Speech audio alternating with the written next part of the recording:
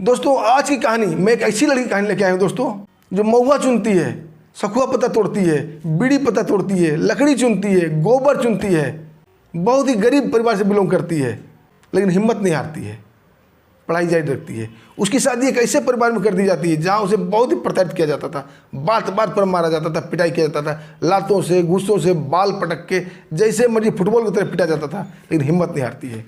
अपनी पूरी लाइफ में सिर्फ एक बार हिम्मत हारी थी और वो फांसी लगाने जा रही थी। पलंग पर स्टूल रख के, पंखे में साड़ी बांध के, गले में फंदा डालने ही वाली थी कि एकाएक उसका विचार बदल गया था। नहीं, भगवान ने मुझे मरने के लिए नहीं भेजा है, मुझे कुछ करना है।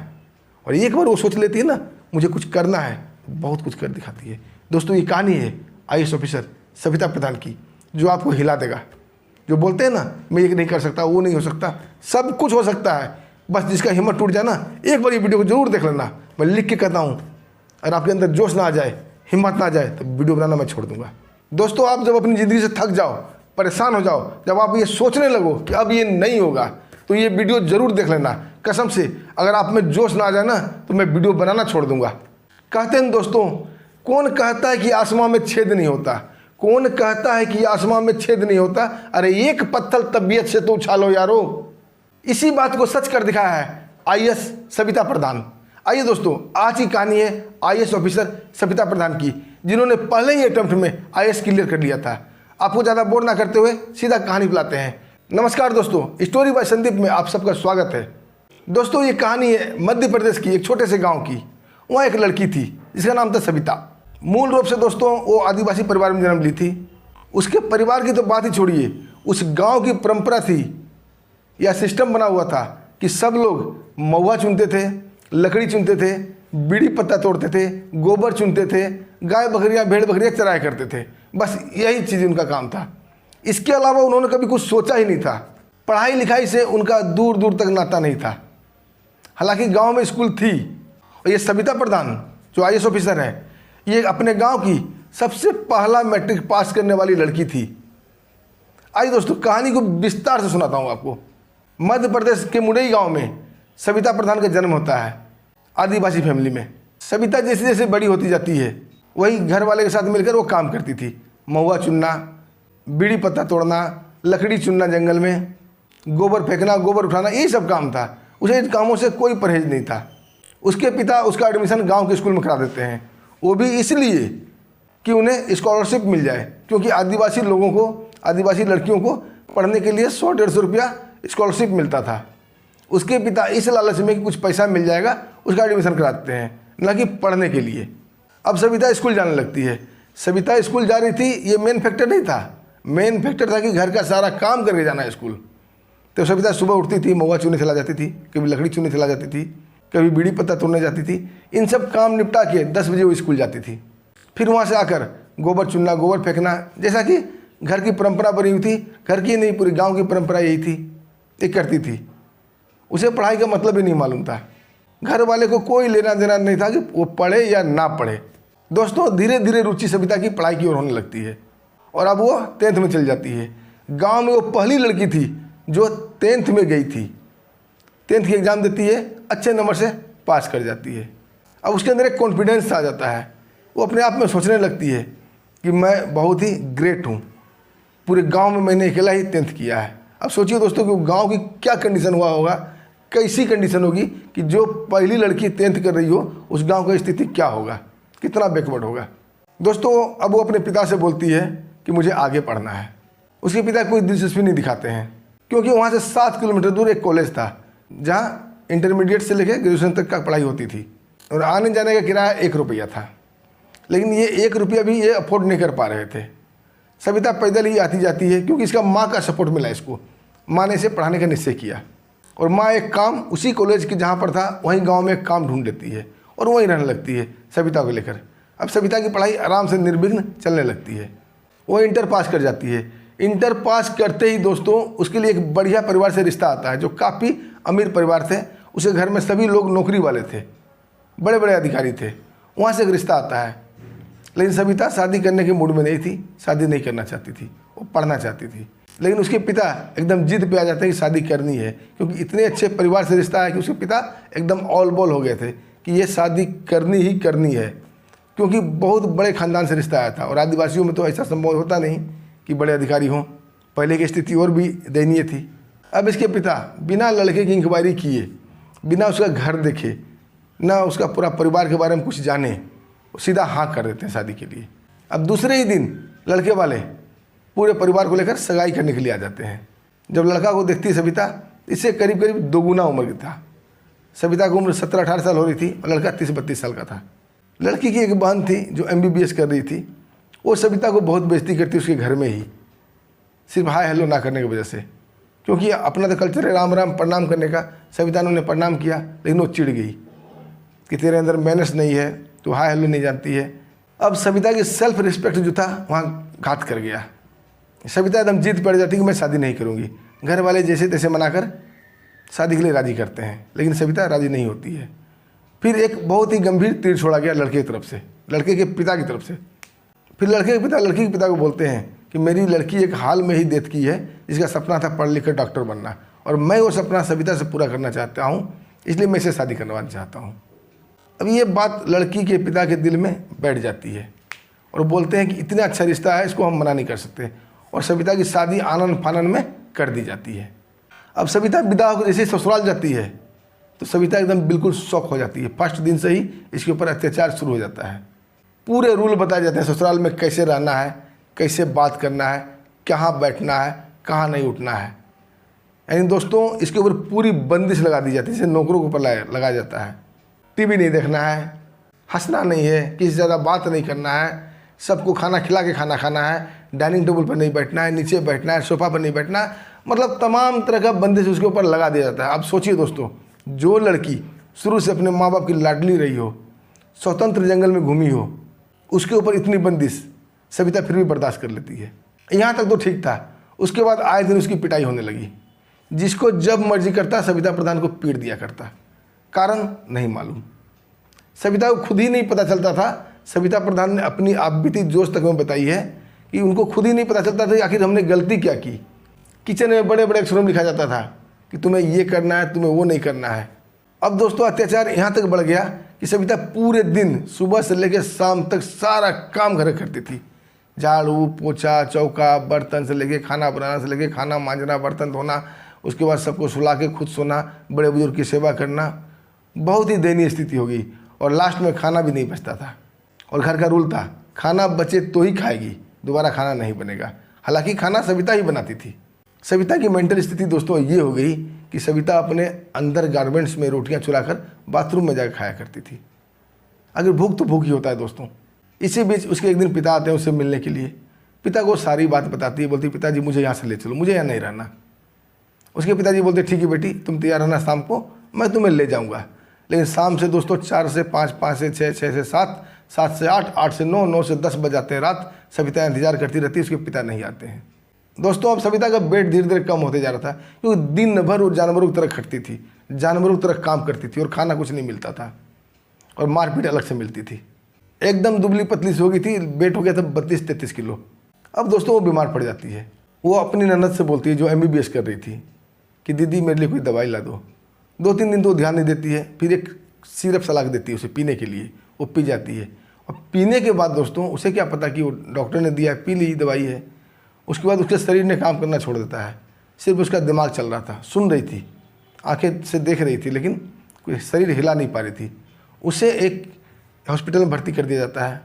वहाँ पंखा चलते हुए देख रही थी, लेकिन कुछ बोल नहीं पा रही थी। थोड़े दिनों बाद स्वस्थ होती है और पता चलता है कि वो प्रेग्नेंट है। वो अपने पिता को एक चिट्ठी लिखती है कि पिताजी मैं यहाँ मर जाऊँगी, मुझे ले जाओ। लेकिन पिता उसके नहीं ले जाते हैं। अब सविता ने अपने आप में डिसाइड कर लिया था जो कुछ करना है उसे ही करना है, दुनिया में कोई हेल्प नहीं करेगा। अब खुद से ही सब कुछ करना है, जैसे जीना है।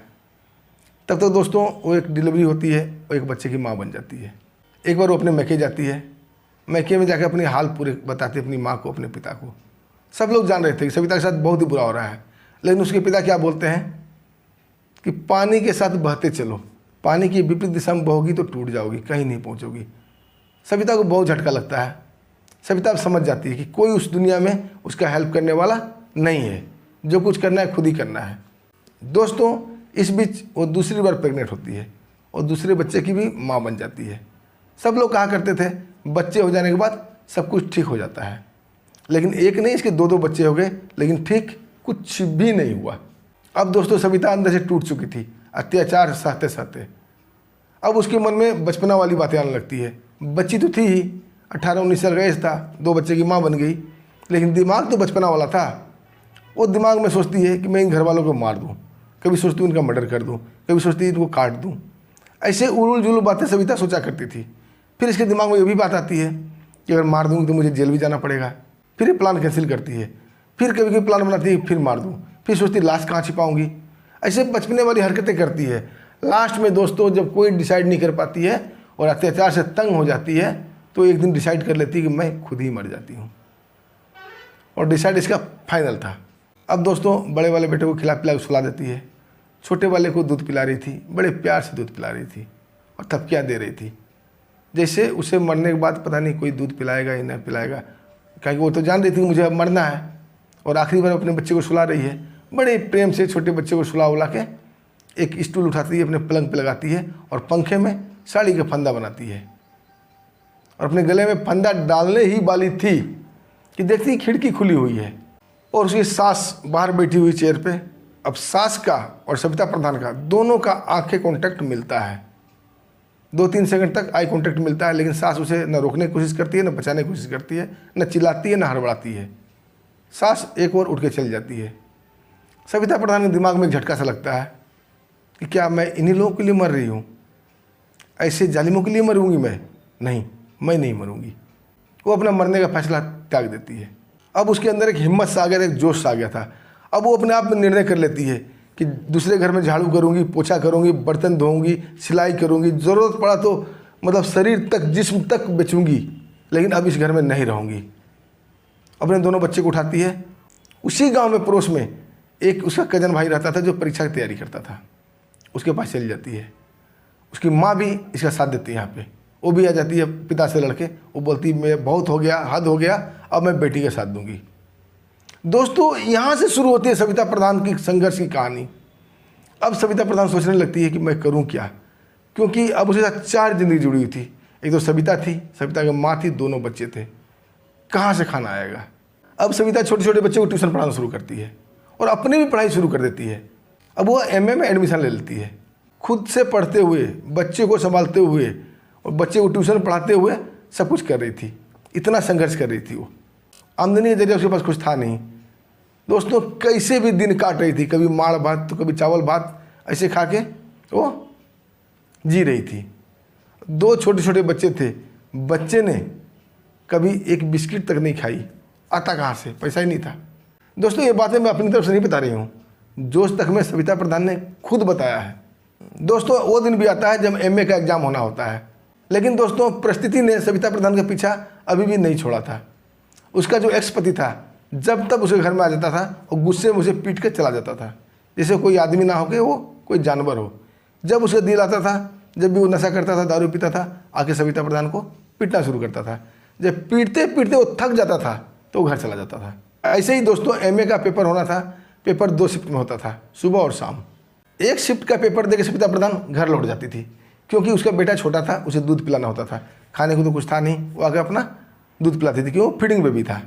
तो एक दिन सेकंड शिफ्ट में एग्जाम देने से पहले वो दूध पिलाने के लिए आई थी बच्चे को। उसका पति पता नहीं कहाँ से आ जाता है, उसे भरदम मारता है, बहुत मारता है। लेकिन सविता प्रधान के अंदर मार का भय नहीं था, उसे चोट भी नहीं लग रही थी। उसके दिमाग में दोस्तों ये बातें घूम रही थी कि कमीना, ये जल्लाद जल्दी से मार पीट के भाग जाए ताकि मैं दूसरा पेपर देने के लिए जाऊं। जब उसका पति मार पीट के थक जाता है, सविता प्रधान रोती भी नहीं है, उसके पति को और भी गुस्सा आता है। एक बाल्टी नज़र आ रहा था उसके बगल में। वो क्या करता है, जल्लाद उस बाल्टी में पेशाब कर देता है और पूरा का पूरा पेशाब सविता प्रधान के ऊपर डाल के भाग जाता है। अब दोस्तों सविता प्रधान नहा लेती है, कपड़े खोल के उतार देती है, लेकिन समस्या ये थी अब उसके पास दूसरा कपड़ा था ही नहीं, क्योंकि 2 ही जोड़ी उसके पास कपड़े थे। एक तो पहले ही धो के सूखने को डाल रखी थी और दूसरा उसका पति ने यूरिन कर दिया। अब क्या करे, वो आस पड़ोस में एक लड़की कपड़ा मांगती है, वो पहन के एग्ज़ाम देने जाती है। दोस्तों कुछ दिन के बाद एग्ज़ाम का रिजल्ट आता है, पता चल जाता है कि रिजल्ट आ गया है। अब इसके पास वो साधन नहीं था कि वो कॉलेज जा सके, क्योंकि कॉलेज जाने में 7 रुपया लगता था जाने का और 7 रुपया आने का, 14 रुपया। 14 रुपये इसके पास था नहीं। तभी के ज़माने में दोस्तों जगह जगह पर सिक्का डालने वाला लैंडलाइन फ़ोन लगा रहता था। सविता प्रधान 1 रुपया लेके जाती है, सिक्का लेके जाती है और अपने कॉलेज के नंबर पर फ़ोन करती है। प्रिंसिपल साहब फ़ोन करते हैं, ये बोलती है सर मेरा रिजल्ट आ गया है, उसे कब लेना है। तो प्रिंसिपल साहब बोलते हैं कि बेटी तुम्हें कॉलेज में रिजल्ट लेने खुद ही आना पड़ेगा। तो सविता प्रधान बोलती है सर 7 रुपये जाने के लगते हैं, 7 रुपये आने के लगते हैं, 14 रुपये अभी मेरे पास है नहीं, जब कुछ दिन में हो जाएंगे तो आ जाऊँगी। तो प्रिंसिपल साहब इसकी भावना से थोड़ा दया आ जाता है। वो बोलते हैं बेटा मैं तुम्हें इसलिए नहीं बुला रहा हूँ कि तेरा 14 रुपये खर्च कराना है, मैं तुम्हें इसलिए बुला रहा हूँ तूने पूरे कॉलेज में टॉप किया है। ये सुनकर सविता प्रधान खुशी से झूम जाती है। उसके अंदर एक कॉन्फिडेंस आता है, एक आत्मविश्वास आता है कि मैं कुछ कर सकती हूँ। आगे वो अपनी माँ को बताती है, माँ भी बहुत खुश होती है।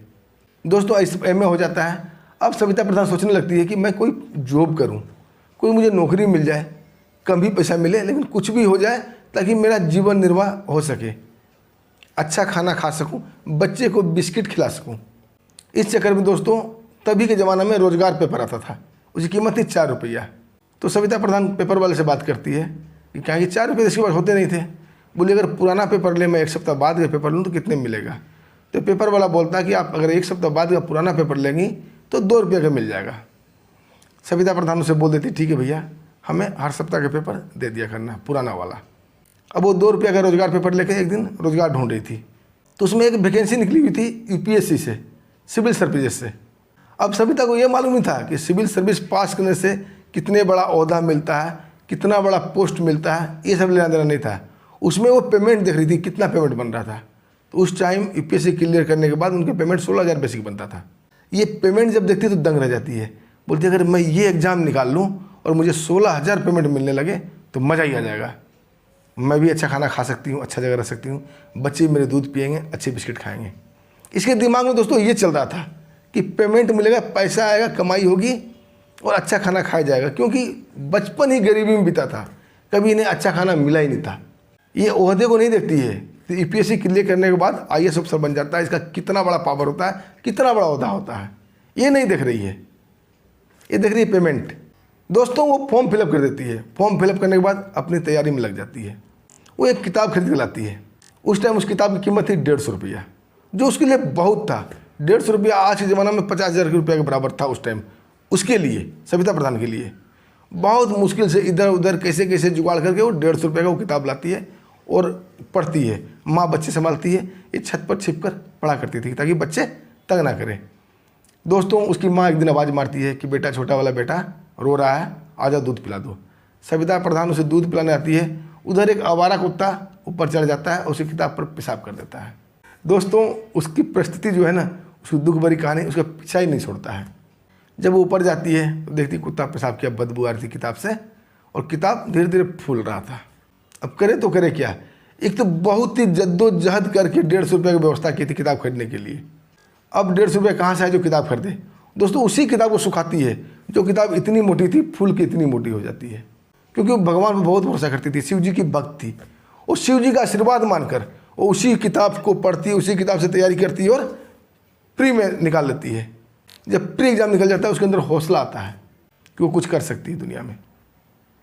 दोस्तों कितनी कठिनाई चल रही थी, वो सब कुछ झेलते हुए प्री निकाल लेती है। अब वो मेंस के एग्जाम में भिड़ जाती है तैयारी में।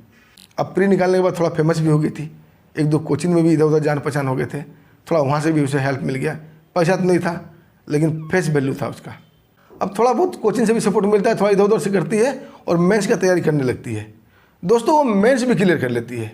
लेकिन एक आपको मजाक बताता हूँ, बड़ा ही हंसी आएगी आपको सुनकर। उसकी माँ थोड़ा दकिया सुनी विचार की थी। जब ये प्री निकाल लेती है तो माँ पंडित जी को उसका हाथ बार बार दिखाया करती थी, सविता प्रधान की। तो पंडित जी देखते थे ये गरीब लड़की है, फटेहाल स्थिति है, ये क्या अफसर बनेगी। और तो पंडित जी पर ऐसे भी इसको भरोसा नहीं होता था। तो पंडित जी क्या बोलते थे इसका हाथ देखने के बाद, इसके हाथों में अफसर की लकीर तो है ही नहीं। सविता प्रधान 1 बार सुनती है, 2 बार सुनती है, इसे गुस्सा आता है। एक दिन बड़े प्यार से पंडित जी को बोलती है कि पंडित जी अगर मेरे हाथ में अब तक लकीर नहीं है ना, तो मैं इतनी मेहनत कर रही हूँ, भगवान एक दिन जरूर मेरे हाथ में अफसर का लकीर बनाएगा। और ये कहकर चल देती है। और दोस्तों ठीक वही होता है, वो मेंस क्लियर कर देती है। अब दोस्तों इसका खुशी का ठिकाना नहीं रहता है। अब बारी आती है इंटरव्यू का। इंटरव्यू उस टाइम इंदौर में हो रहा था। दोस्तों अपनी माँ के साथ इंटरव्यू में जाती है और इंटरव्यू में जाने के लिए दोस्तों सबसे बड़ी बात ये थी कि ड्रेस चाहिए था, फॉर्मल ड्रेस। अब इसके पास ड्रेस की समस्या आ रही थी, कहाँ से लाए, ये साड़ी पहन के जाती है। जब ड्रेस कोड के रिलेटिव उससे क्वेश्चन किया जाता है तो ये अपनी सारी कहानी सच सच बता देती है कि मेरे पास न पैसे हैं न कुछ है। अपनी पूरी जब कहानी बताती है तो वो लोग भी थोड़ा द्रवित हो जाते हैं। दोस्तों बहुत ही अच्छा इसका इंटरव्यू जाता है और ये सिलेक्ट कर ली जाती है। अब दोस्तों इसकी पहली पोस्टिंग नरसिंहपुर जिले के गोटेगांव नगर में म्युनिसिपल काउंसलिंग ऑफिसर के रूप में होती है। जब ये वहाँ ज्वाइन कर लेती है दोस्तों तो इसका अभी भी इसका जो है ना किस्मत, जो बुरे भाव पीछा नहीं छोड़ रहा था। जैसे वहाँ ज्वाइन करती है इसके ससुराल वाले को पता चल जाता है कि ऑफिसर बन गई है। अब इसका पति वहाँ पहुँच जाता है, इसे वहाँ जाकर धमकाने लगता है। लेकिन ये जो IAS ऑफिसर थी सविता प्रधान, इसे अपने रुतबा अपने पदवी के बारे में अभी तक इसको क्लियर नहीं था कि मैं कितनी बड़ी पोस्ट पे आ गई हूँ और मैं क्या कर सकती हूँ। लेकिन वो अपने पति से डर जाती है। पति बोलता है मुझे एक 4 व्हीलर लेना है, पैसे दो नहीं तो पीटूंगा। अब वो उससे डर रही थी। क्यों डर रही थी दोस्तों? पहले जो डरती थी फिजिकल मार से, लेकिन अब फिजिकल मार से वो नहीं डरती है। अब वो ये डरती है कि लोग समाज में उसकी इज्जत थी, लोग उसे सैल्यूट करते थे, उसकी इज्जत करते थे। वो बोलेंगे कि जो ऑफिसर हमारी है वो रोज़ अपने पति से पिट रही है। अब ये डर हो गया था। अब उसके अंदर एक सामाजिक डर आ जाती है। तो इस सामाजिक डर से बचने के लिए वो अपने पति को लोन पे लेके पैसा दे देती है। वो 4 व्हीलर खरीद लेता था। दोस्तों जहाँ तहाँ दरगश्ती करता था। जैसे ही तेल खत्म हो जाए उसके अंदर पेट्रोल, तुरंत ऑफिस में आ जाए और उसे पेट्रोल का पैसा मांगने लगे। वो बार बार उसे पैसा देती रहती थी डर से कि हंगामा ना खड़ा कर दे। ये सब से निजात पाने के लिए वो अपनी पोस्टिंग करा लेती है और उसकी दूसरी पोस्टिंग होती है दोस्तों जिला मुख्यालय में। अब उसी जिला मुख्यालय में पोस्टिंग हो जाती है दोस्तों, वहाँ अच्छे लोगों के संपर्क में आती है। वहाँ एक SP साहब थे मुद्दर सर, जिससे इसे खूब पढ़ता था। तो एक दिन बोलते हैं, अरे सविता तू हमेशा परेशान क्यों रहती है, दुखी क्यों रहती है? सविता उनसे खुल चुकी थी और थोड़ा आत्मविश्वास भी जग गया था। वो पूरी कहानी बताती है कि मेरा पति ऐसे ऐसे तंग कर रहा है। तो मुद्दर सर डांटते हैं, जो SP साहब थे उसे डांटते हैं कि तुम कैसी इज्जत की बात कर रही हो, तुम एक्शन क्यों नहीं लेती हो, FIR क्यों नहीं कराती हो? बोलती नहीं सर, सब लोग जान जाएंगे कि इतनी बड़ी ऑफिसर है, अपने पति से रोज़ पिट के आती है, घर में पिटती है, इनके घर में विवाद है, समाचार पत्र में छप जाएगा, मेरा नाम खराब हो जाएगा। तो SP साहब समझाते हैं तुम जिस इज्जत की बात कर रही हो कैसी इज्जत? रोज़ तुम्हें पिट के जाए आदमी, रोज़ तुम्हें गाली दे, ये इज्जत है? इस बार तेरा पति तुम्हें पीटने आएगा, तुम एक मिस कॉल कर देना मुझे बस, बाकी मैं देख लूँगा। ये कहकर SP साहब उसे बहुत दिलासा देते हैं। ठीक 3-4 दिन बाद उसका पति उसके क्वार्टर में आ जाता है। अब IAS ऑफिसर क्वार्टर भी तो भैया IAS ऑफिसर की तरह होता है, बढ़िया सा क्वार्टर था। उसको देखकर वो दंग रह जाता है, बोलता है घर किसका है? तो सविता प्रधान बोलती है ये मेरा क्वार्टर है, हमें सरकार की तरफ से मिला है। बोला अच्छा। अभी वो पैसे मांगने लगता है, सविता प्रधान उसे मना कर देती है। फिर उसे वो बाल पकड़ पीटने लगता था, क्योंकि उसका स्टाइल ही था, पहले बाल पकड़ेगा, फिर उसे खिड़की पर दे मारेगा, फिर लातों से, घूसों से, बॉक्सिंग से, फाइट से, जो मिले जैसे मिले उसे पीट देता था। अब सविता प्रधान पीटते पीटते उसे SP साहब की बात याद आती है, फट मोबाइल उठाती है और SP साहब को कॉल लगा देती है। जैसे डिस्प्ले बोर्ड पर छपता है SP मुद्दर सर, ये देख लेता, बोलता अच्छा तुम पुलिस वाले को फ़ोन कर रही है, बुलाओ पुलिस वाले को। अगर पुलिस वाले तुम्हारे जिंदा रहने से पहले आ गया तो तेरी किस्मत, नहीं तो तेरी किस्मत। और सब मारना शुरू करता है दोस्तों। उधर SP साहब बहुत ही फ्रंट लाइन पे आके बहुत ही ज़बरदस्त एक्शन करते हैं और पूरे दल बल के साथ 2.5 मिनट के अंदर अंदर सविता प्रधान क्वार्टर पर पहुंच जाते हैं। वहाँ उसके पति को गिरफ्तार किया जाता है। उसके बाद सविता प्रधान को एक चेयर पर बैठा दिया जाता है। जब चेयर पर बैठाने के बाद SP साहब सविता प्रधान को देखते हैं तो वो एकदम दंग सा रह जाते हैं। उसके अंदर इतना गुस्सा आता है दोस्तों, इतना गुस्सा आता है। क्यों? सविता प्रधान की नाक फट गई थी, एक कान से ब्लड आ रहा था, एक दांत टूट गई थी और पूरे खून हो गई थी, सर फट गया था अलग, हाथे में चोट आई थी अलग। ये देख के SP साहब बहुत ही दुखी होते हैं, बहुत ही गुस्सा मारते हैं कि एक IAS ऑफिसर का ये हालत, एक साधारण सा आदमी। अब दोस्तों वो अपने पुलिस वाले को आदेश देते हैं कि जितना मार सकते हो इस कमीने को मारो। अब दोस्तों शुरू होता है पुलिस की पिटाई। उसका पति जीवन में इतना मार कभी नहीं खाया होगा दोस्तों जो उस टाइम उसकी मार लगी। पुलिस वाले से इतना मारते दोस्तों कि वो अपने पैरों पर चल के नहीं जा पाता है। अब SP साहब बोलते हैं आज की आज इसे तलाक दो।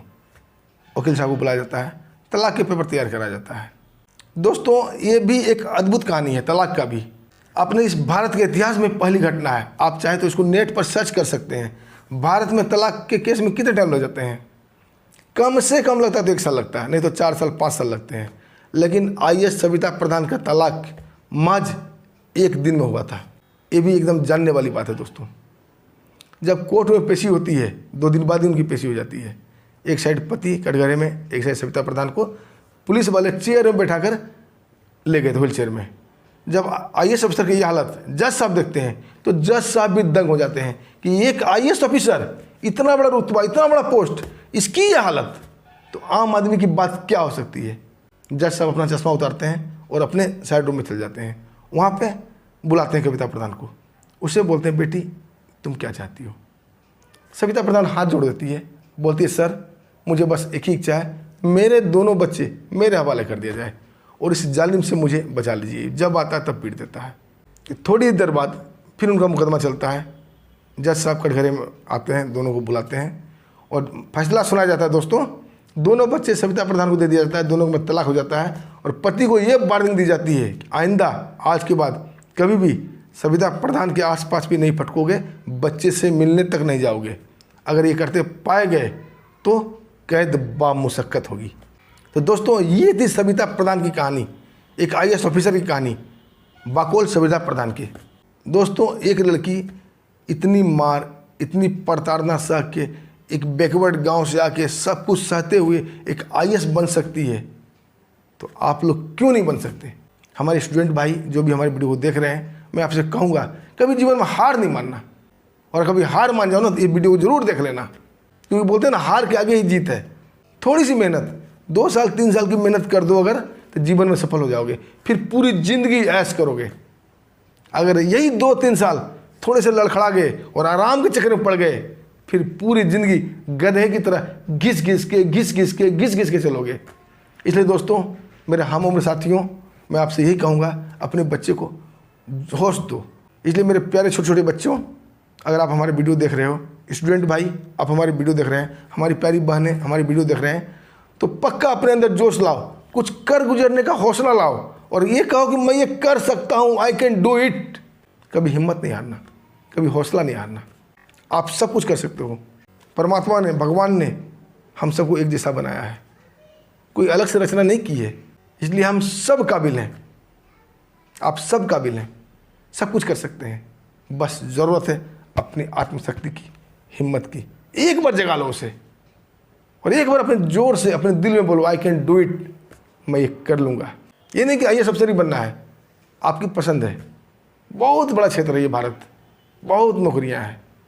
जिस नौकरी की भी आप तैयारी कर रहे हो पूरे शिद्दत से करो। और दोस्तों ये चैनल मेरा नया भी है, मैं ऐसे ही मोटिवेशनल वीडियो लाता हूँ आपके लिए, और आपको वीडियो पसंद आई होगी तो मैं हाथ जोड़ के रिक्वेस्ट करता हूँ दोस्तों, एक बार वीडियो को ज़रूर लाइक कर दीजिएगा और चैनल को ज़रूर सब्सक्राइब कर लीजिएगा, ताकि मेरा भी हौसला बढ़े। मैं भी कुछ सोच के यूट्यूब पे आया हूँ। बस आप लोग गुजारिश है थोड़ा सा सपोर्ट कर दीजिए और हमारे चैनल को सब्सक्राइब कीजिए, ताकि मैं भी थोड़ा सा पुराना हो जाऊँ। अब दोस्तों हमें आज्ञा दीजिए, फिर मिलेंगे ऐसे ही जोश भरी कहानी के साथ। तब तक के लिए नमस्कार, जय हिंद।